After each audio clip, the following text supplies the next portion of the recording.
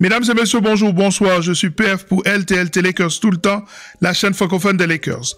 Dans l'émission d'aujourd'hui, nous allons parler de plusieurs news, plusieurs informations chaudes qui concernent les Los Angeles Lakers. Lakers tout le temps, c'est tout de suite. Step 1, wake up early, gonna rise with the sun. Step 2, get some good, some food in you. Step 3, think real hard about what you wanna be. Step 4, everybody just do your thing. Wake up, today's gonna be a good day. Wake up, today's gonna be a good day.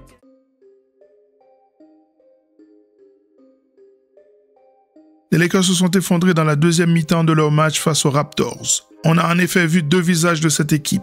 La perfection en première mi-temps et la grande médiocrité en seconde période. Les Lakers qui perdent le troisième quart 37-23 et le quatrième 37-32. Inadmissible.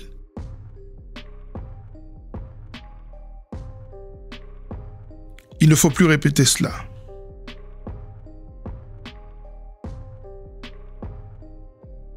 Les mêmes Raptors ont battu les Kings de Sacramento dans un back-to-back marqué par la cérémonie du retrait du maillot de la légende Vince Carter, le meilleur dunker de l'histoire pour moi. Les Raptors ont emporté 131-128 après prolongation.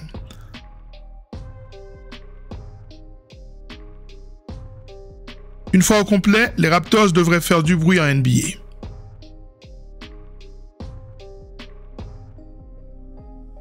Les Lakers jouent les Pistons de Détroit ce soir à minuit 30. Faux pas interdit.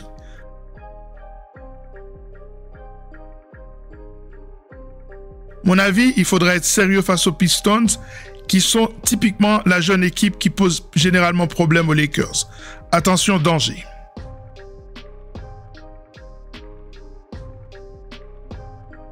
Austin Reeves, qui s'est tordu la cheville lors du dernier match des Lakers face aux Raptors, se dit prêt à jouer le match de ce soir. Il promet même de tout faire pour disputer les 82 rencontres de la saison régulière. Pour rappel, Austin Reeves est le seul joueur des Lakers à avoir joué les 28 matchs de saison régulière, les 2 matchs de play-in, la finale du In-Season Tournament et les 5 matchs de play-off l'an passé.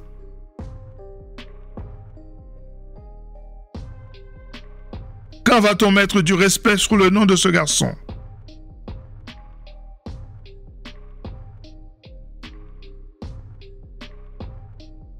Des nouvelles encourageantes de Jared Vanderbilt. Selon plusieurs sources, il se remet à merveille, mais les Lakers qui comprennent son importance pour l'équipe ne veulent rien précipiter.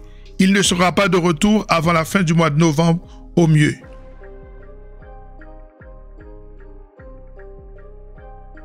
Mieux vaut prendre son temps pour qu'il revienne en pleine forme.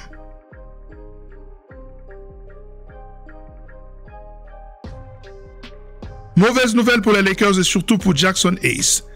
Une histoire de 2021 de violence domestique revient le hanter quand on a appris que la NBA a décidé d'ouvrir une enquête sur l'affaire.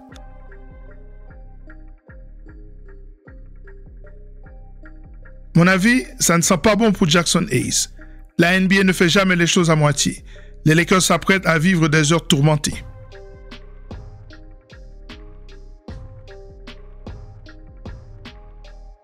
Les Jazz de Utah déclinent catégoriquement l'offre des Lakers de D'Lo et des 2 premiers choix de draft en échange de leur jeune pivot contreur Walter Kessler.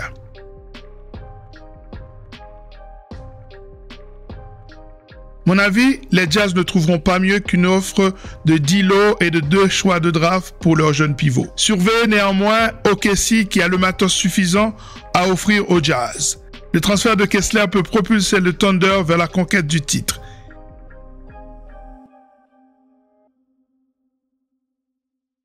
Il faut avoir également un œil sur Minnesota.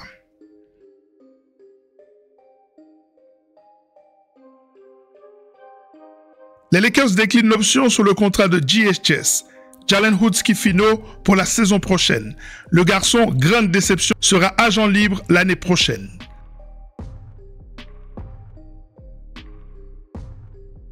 Mon avis, le fait de décliner cette 3e année de contrat est à la fois un camouflet pour le jeune joueur, mais aussi pour le département de scouting de la draft et aussi de la cellule de développement des jeunes talents des Lakers.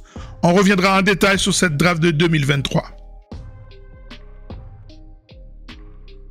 Voilà, c'en est terminé pour cette émission consacrée à ces dernières informations sur les Lakers. Les Lakers jouent ce soir à Détroit, victoire obligatoire. À très bientôt. Ciao.